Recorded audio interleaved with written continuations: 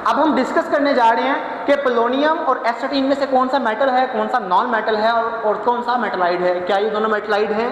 क्या इनमें से कोई मेटल है? क्या इनमें से कोई नॉन मेटल है? वेलकम बैक दोस्तों, मैं हूं अली हमजा। आप लोग देख रहे हैं मेरा यूट्यूब चैनल केमिस्ट्री फन।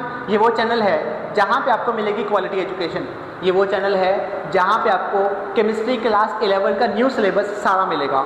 आपको मिलेगी हर लेक्चर की डिटेल और आपको मिलेगा शानदार किस्म का सीखने का मौका। अगर आप लोगों को ये लेक्चर अच्छा लगे और मेरा कोई भी लेक्चर अच्छा लगे तो आप पे ये हक बनता है कम से कम आप मेरे लेक्चर को लाइक कर दें, चैनल को सब्सक्राइब कर दें और दोस्तों के साथ शेयर कर दें ताकि किसी दूसरे का भी फ़ायदा हो जाए। आइए आज हम डिस्कस करने लगे हैं केमिस्ट्री क्लास 11 का चैप्टर नंबर 1 लेक्चर नंबर 3। आज मैं आपको सिखाऊंगा हमारे पीरियोडिक टेबल में कितने मेटल्स हैं, कितने नॉन मेटल्स हैं और कितने मेटलाइड्स हैं। हाँ, यही मतलब आज का जो लेक्चर होगा वो है metals, non metals and metalloids. आइए हम डिटेल के साथ टॉपिक को सीखते हैं, समझते हैं। आज हम बात करने वाले हैं मेटल्स क्या होते हैं, नॉन मेटल्स क्या होते हैं, मेटलाइड्स क्या होते हैं। इस टॉपिक के ऊपर ना बहस रही है, ये आज की बहस नहीं है, कई साइंटिस्ट की बहस है, कई कंट्रीज की बहस है, कई लोगों की बहस है। और सबसे बड़ी बात, जिस किताब को हम पढ़ रहे हैं केमिस्ट्री, केमिस्ट वालों की बहस है। बहस क्या है? कौन से एलिमेंट्स मेटल्स हैं, कौन से एलिमेंट्स नॉन मेटल्स हैं और कौन से एलिमेंट्स मेटलाइड्स हैं, इसके ऊपर बहस रही है। आइए आज मैं आपको बताऊंगा मेटल्स क्या होते हैं, नॉन मेटल्स क्या होते हैं, मेटलाइड्स क्या होते हैं। हमारे पास ये पीरियोडिक टेबल है। इस पीरियोडिक टेबल के ऊपर एक स्टेयर स्टेप लाइन मिलेगी। स्टेयर स्टेप लाइन, वो लाइन क्या है? आप लोग ज़रा गौर करें, यहाँ से लेके यहाँ से ऑनवर्ड चले जाएं तो ये नीचे आएंगे, फिर यहाँ से नीचे, फिर यहाँ से नीचे और फिर यहाँ से आके आपको यहाँ पे ये जो स्टेयर स्टेप लाइन नज़र आ रही है, ये जो आपको स्टेयर स्टेप लाइन नज़र आ रही है अप टू पोलोनियम, यहाँ से पहले इस स्टेयर स्टेप लाइन से बिल्कुल पीछे या इससे जो नीचे हैं ये सारे के सारे एलिमेंट्स मेटल्स हैं। इस स्टेयर स्टेप लाइन से बिल्कुल ऊपर ये जो येलो कलर वाले बॉक्स नज़र आ रहे हैं ये आपको मिलेंगे मेटलॉइड्स। और इसके अलावा इससे थोड़ा सा आगे चले जाएं या अपर साइड पे चले जाएं या एक्सट्रीम राइट पे चले जाएं तो वो सारे आपको मिलेंगे नॉन मेटल्स।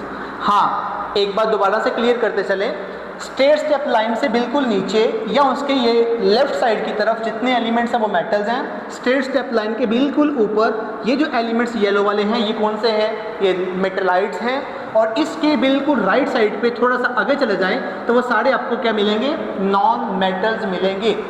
एक बात की कन्फ्यूजन है, कई लोगों का मानना है कि हमारे ये जो मेटलाइड्स हैं ये इन मेटलाइड्स के अंदर पोलोनियम नहीं आता, एस्टेटिन आता है। कई लोग कहते हैं एस्टेटिन हमारा मेटलाइड नहीं है बल्कि पोलोनियम है।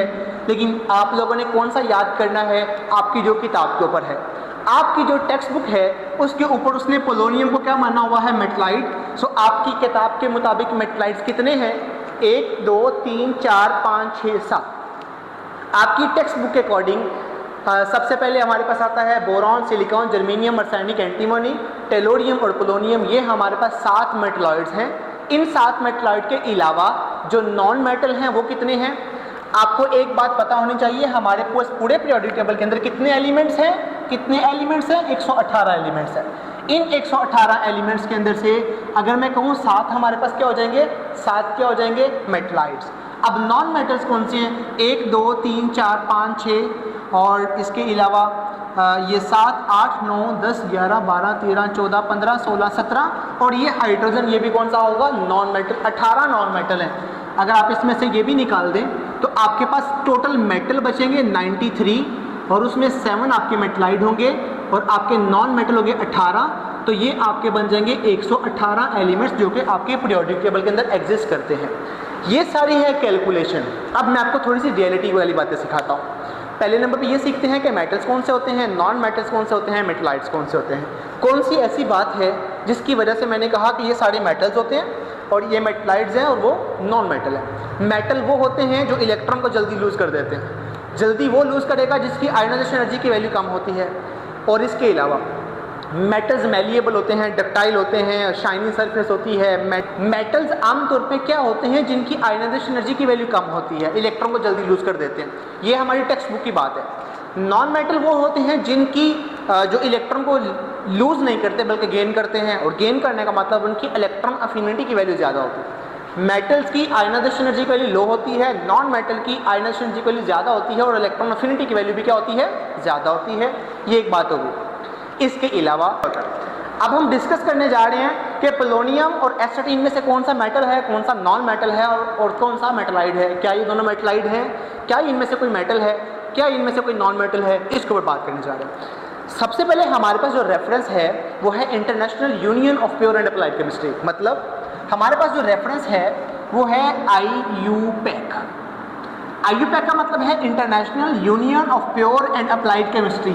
इसके अलावा है American chemical society, ACS, American chemical society.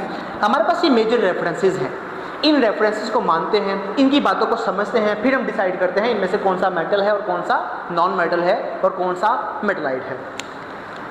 IUPAC वाले कहते हैं कि इन सबको नॉन मेटलाइड तो मानना ही ना, इन सबको सेमी मेटल कहते हैं, क्योंकि सारे मेटल्स की प्रॉपर्टीज शो करते हैं और नॉन मेटल्स की प्रॉपर्टीज भी शो करते हैं, और ना ही ये प्योरली मेटल है ना ही ये प्योरली नॉन मेटल है। इनको आप सेमी मेटल बोल दें, बात खत्म हो गई।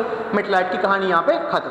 आगे अमेरिकन केमिकल सोसाइटी वालों ने क्या कहा, वो कहते हैं ये जो एसिटिन है ये 40% शो करता है मेटलाइड वाला करेक्टर, 40% मेटलाइड वाला करेक्टर। जो ये सारे एलिमेंट्स प्रॉपर्टीज शो करते हैं, एस्टेटिन वही प्रॉपर्टीज 40% शो करता है, 60% ये नॉन मेटल है। तो ओवरऑल ये क्या हुआ, नॉन मेटल हुआ।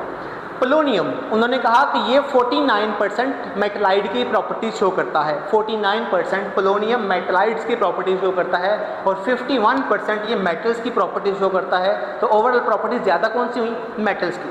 तो अमेरिकन केमिकल सोसाइटी वालों ने एग्जैक्टली सीधा सीधा कह दिया कि एस्टेटिन is a non metal and polonium is purely metal. तो बाकी क्या बचा, ये तो नॉन मेटल हो गया, ये तो मेटल हो गया, बाकी क्या बचा, बाकी बचा boron, silicon, germanium, arsenic, antimony और टेलोरियम और टेलोरियम। तो टोटल 1 2 3 4 5 6, तो हमारे पास मेटलाइड्स कितने बन गए, 6। अब आपको एक बात क्लियर कर दूं, अगर तो आपने पोलोनियम को मेटल वाले खाने में रख दिया तो मेटल 93 की बजाय कितने हो जाएंगे, 94, और ये 7 की बजाय कितने रह जाएंगे, 6, और ये नॉन मेटल कितने हैं, वो 18 हैं। तो ओवरऑल आपके पूरे पीरियोडिक टेबल में कितने एलिमेंट्स हैं, 118, और हमने उनके डिवीजन कर दी। अगर आपने अपने टेक्स्ट बुक की बात माननी है तो फिर आपको यही याद करना पड़ेगा, लेकिन अगर आपने समझना है ओवरऑल कौन सा मेटल है, नॉन मेटल है, मेटलाइड है, तो फिर आपके लिए क्या बात याद रखनी है, आपके पास 6 हैं मेटलाइड्स, 18 नॉन मेटल्स हैं और 94 मेटल्स हैं। टेक्स्ट बुक की बात माननी है तो फिर आपके पास 18 नॉन मेटल्स हैं, 6 मेटलाइड्स हैं, 7 मेटलाइड्स हैं और 93 क्या हैं, मेटल्स हैं। मेरे अगले लेक्चर का इंतज़ार करिएगा। मैं आप लोगों को पीरियोडिक टेबल के ऊपर कंप्लीट एक सिंगल लेक्चर, कंप्लीट लेक्चर पढ़ाऊंगा और उसके अंदर मैं आपको सिखाऊंगा कि पूरे पीरियोडिक टेबल के अंदर कितने एलिमेंट्स हैं और उन एलिमेंट्स के अंदर से कितने नेचुरल हैं, कितने आर्टिफिशियल हैं, किस एलिमेंट की ज़्यादा ज़रूरत पड़ती है, कौन से मेटल्स हैं, कौन से नॉन मेटल्स हैं, कौन से मेटलाइड्स हैं, कौन सी गैसेज हैं, कौन से लिक्विड्स हैं, कौन से सॉलिड्स हैं, और इसके अलावा ढेर सारी प्रॉपर्टीज़, ढेर सारी उनकी हिस्टोरिकल बैकग्राउंड और ढेर सारी मॉडर्न फीचर्स, सारी बातें सिखाऊंगा। मेरे लेक्चर का इंतज़ार करिएगा, आने वाला है इंशाल्लाह। इस लेक्चर के बाद 2 लेक्चर पढ़ाऊंगा जो आपकी टेक्स्ट बुक के अकॉर्डिंग है, उसके फ़ौरन बाद कंप्लीट पीरियोडिक टेबल का लेक्चर आएगा। वेट करिएगा, समझने का मौका मिलेगा, सीखने का मौका मिलेगा। बहुत सारा ख्याल रखिएगा, दोस्तों से शेयर करिएगा। अल्लाह हाफिज़।